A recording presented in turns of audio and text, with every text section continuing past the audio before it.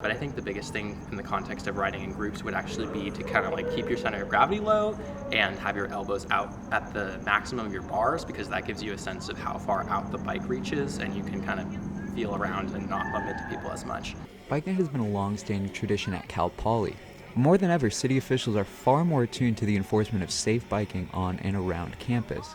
We spoke with volunteers and ASI student leaders in the UU who have been doing their part to keep these First Thursday roadways as safe as possible. For sure. My name is Anders Bjork.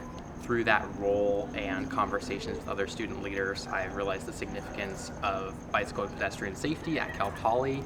And then we also had him as a key informant interview. So he just told us about Bike Night and said like it'd be really cool if he came out and gave out our free helmets and our free bike lights and reflective gear and little education spiel. I think that there's a lot of infrastructure needs here in San Luis Obispo and on campus in terms of both the lighting element but also the safe routes. So long term, I definitely foresee a world in which cyclists and walkers can be out at night without any lighting just because the routes are themselves safe. And while noise complaints brought this particular bike night to an early close, there's still an optimism for what future events such as these could offer students.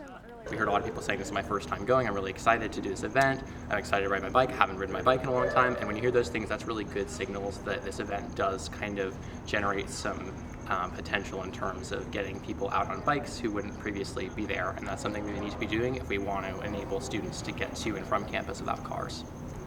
Trey Barbito, Mustang News.